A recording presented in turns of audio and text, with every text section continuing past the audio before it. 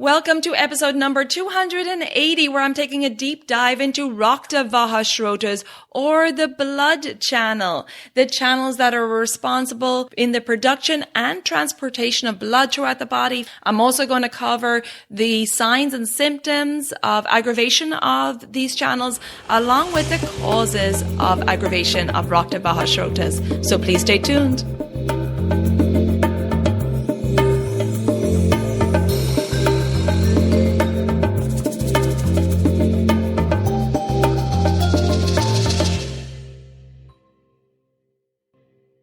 Hi there, I'm your host Colette, and on this podcast I will be sharing the teachings of Ayurveda, yoga, and holistic health practices.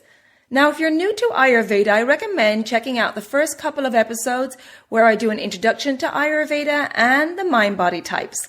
Thanks for listening, and now here's a new episode. This episode is sponsored by Kerala Ayurveda.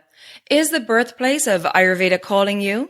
Kerala Academy offers learning opportunities for all levels in India, including independent internships for students from all schools.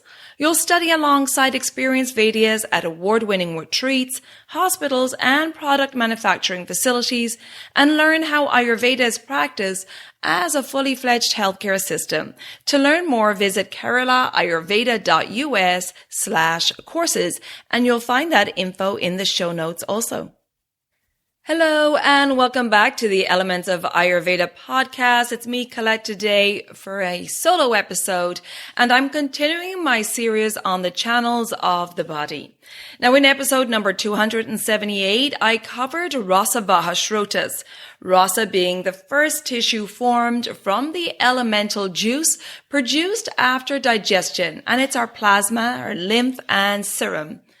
Rakta Vaha Srotas are the channels carrying rasa, circulating rasa throughout the body and nourishing all the tissues. Now, in this episode, I'm going to talk about Rakta Vaha Srotas, and Rakta is the second tissue formed in the processing of our food. Rakta is our red blood cells, and Rakta Vaha Srotas are the channels involved in the production and transportation of blood throughout the body. The root or mula is the liver and spleen, and the passage or marga are the arteries carrying the blood, the arterial circulatory system. And the Rakta Vaha Srotas includes the red blood cells, the heart, liver, spleen, bone marrow, and arteries. The opening or mukta is the arterial venous junction, and the functions of Rakta Vaha Srotas are to give life and energy with the delivery of nutrients and oxygen throughout the body.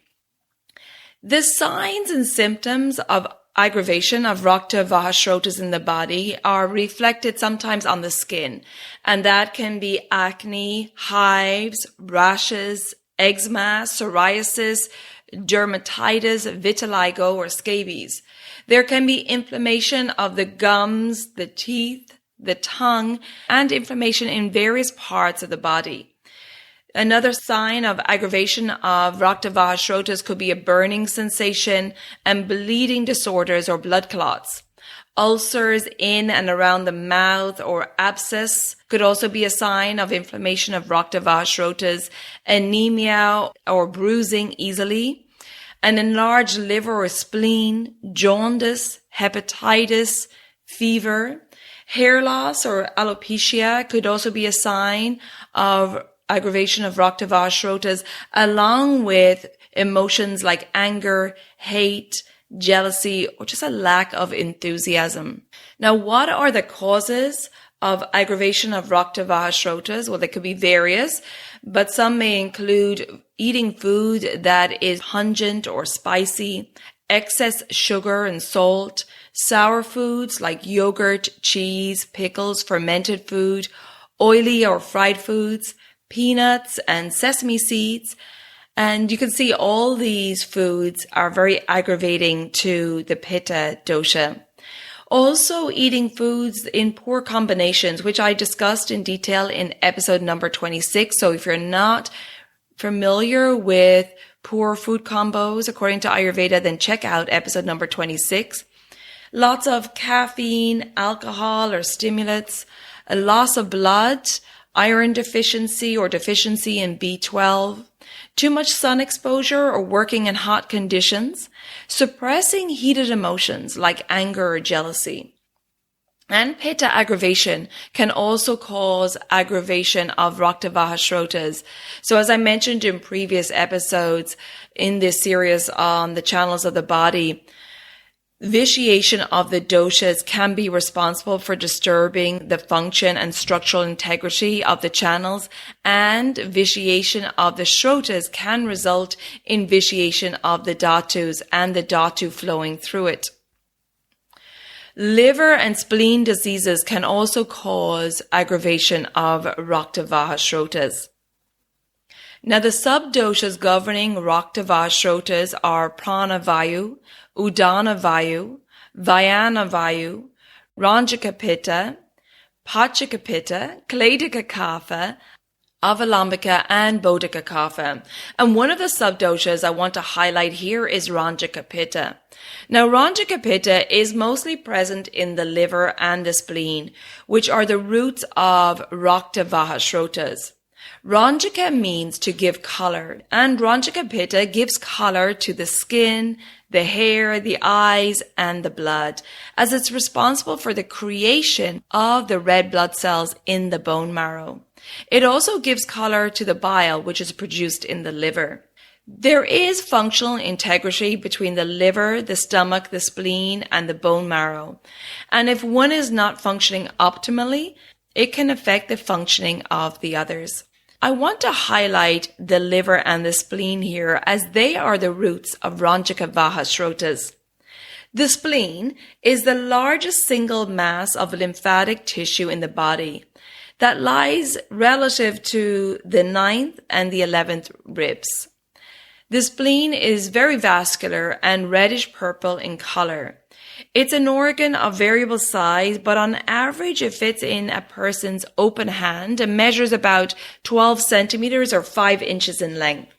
The spleen performs the following very important functions to the body. It fights any invading germs in the blood. It controls the level of blood cells, in that the level of white and red blood cells and platelets. The spleen screens the blood and removes any old, ruptured, worn out, or defective blood cells and platelets, sending them to the liver where they are destroyed. The spleen provides storage of the platelets, up to 1/3 of the body's supply. The spleen also is involved in the production of blood cells during fetal life. This is actually the role of the liver and the spleen during pregnancy, as they both produce blood cells for the fetus. And then once the child is born, the production of the blood cells becomes a function of the bone marrow. The liver is a very important organ which we cannot survive without, and it's located in the upper right-hand portion of the abdominal cavity, beneath the diaphragm and on top of the stomach. It's reddish brown in color, and it's shaped like a cone, and it's the second largest organ in the body, our skin being the largest. And the liver is also the heaviest gland of the body, weighing in about 3 pounds. Now, the liver holds about 1 pint of the body's supply of blood at any given moment, which is about 13% of our blood. All the blood leaving the stomach and the intestines passes through the liver where it's processed. And the liver carries out many important functions in the body, including lipid or fat metabolism, and produces cholesterol and special proteins to help carry the fats through the body. The liver is involved in carbohydrate metabolism, the conversion of excess glucose into glycogen for storage, and maintaining normal blood glucose levels. When the blood glucose level is low, the liver can break down these glycogen stores to glucose and release that glucose into the bloodstream. The liver is also responsible for protein metabolism. It regulates amino acids in the blood, which are building blocks for protein, and produces proteins for blood plasma. The liver regulates blood clotting, and the liver stores iron and vitamins A, B12, D, E, and K, and the minerals iron and copper, which are released from the liver when needed by the body. The liver cleans the blood of bacteria, hormones, drugs, and other toxic substances, preventing infections. And the liver also cleans bilirubin in the blood, which is a byproduct of broken down old red blood cells. When red blood cells finish their life cycles in your body, they break down and pass through the spleen to the liver for processing. Bilirubin is the yellow pigment in the bile. The liver cells make bile, which is transported to the gallbladder and the duodenum, which is the first part of the small intestine, to help break down fats, and bile then helps to carry away the waste from the liver. When the liver has broken down harmful substances, its byproducts are excreted into the bile or the blood. Bile byproducts enter the intestine and leave the body in the form of feces, and blood byproducts are filtered out by the kidneys and leave the body in the form of urine. The liver is also the seat of anger, hate, and jealousy. Ayurveda teaches us that these emotions need to be digested just like our food. Undigested emotions can create stress in the organs and can accumulate in the tissues, leading to disease. Healing undigested emotions is an important part of holistic healing, and oftentimes we suppress these emotions or just have a complete lack of awareness of how these emotions sabotage our actions and our health. I often find that these emotions surface when we take away distractions and make space for them. When I'm working with clients in my Digestive Reset Cleanse program, we chat in detail about all aspects of our health in the 90-minute consultation, where I cover physical, mental, and emotional health, as all this impacts our well-being. Digesting these emotions does not mean having to relive a traumatic experience, but rather paying attention to the energy of anger, hate, or jealousy, or any emotion when it arises, and being aware of our actions in that how is it that this emotion is expressed. So, for example, if these emotions of anger, hate, or jealousy arise, what are our actions? Do they lead to arguments, abuse of food or alcohol or substances? And they can arise in many ways. And some clients find that by just connecting the dots of the undigested emotion with the unhealthy action, it helps to release that emotion. This awareness and giving energy and the attention the emotion wants can result in acknowledgement of the emotion, acceptance, and reconciling with the emotion, and then allowing them to be digested and released from the tissues. And for some people, it may require professional therapies to support them in navigating the healing of undigested emotions. Ayurvedic treatment of an aggravation of Rakta Vaha Srotas is performed by purgation or cleansing the pitta dosha and the blood. Cleansing the body will pacify the aggravations of Rakta Vaha Srotas. My Digestive Reset Cleanse program offers a holistic structure for the release of physical and emotional toxins held in the tissues. Now, if you're interested in learning more about my Digestive Reset Cleanse program, check out podcast episode number 244, which will give you lots of details about the cleansing process. But as a quick summary, the cleansing process, as I mentioned a moment ago, starts with a 90-minute Zoom consultation where I will talk to you in detail about your current health status, and I will introduce you to the private cleanse page on my website, and I will tailor the cleanse recipes, the self-care, the yoga, the pranayama, the mindfulness practices to you, to your current health situation, and to your lifestyle. And the cleanse consists of 3 stages. The first stage is preparation, which is a gradual easing into the cleansing process, where you start by gradually eliminating highly processed foods, basically foods where you do not recognize the ingredients on the label, refined sugars, and caffeine. And you start drinking some digestive teas to stimulate the digestion and to prepare your body for cleansing. And in this preparation stage, there are no particular foods to prepare. However, I will give you guidance in your consultation as to what's ideal for you to eat in that week. The second phase of the cleanse is the main cleansing phase, where we're oiling and softening the body to help in the release of the toxins, eating easy digestible meals. There's no fasting during this week. Eating meals on a regular schedule that are tailored to your body and balancing for your constitution. And then we have the post-cleanse rejuvenation, because cleansing can be depleting, and a lot of cleanse leave you in that depleted state. But in this Ayurvedic cleanse, we really want to work on building back up the cells and tissues to create a strong foundation of support in the body. So we'll be reintroducing lots of sattvic foods and foods that will help support you and build back up the cells and tissues. I provide both group and private cleanses, and my next discounted group cleanse starts on April 21st, 2023.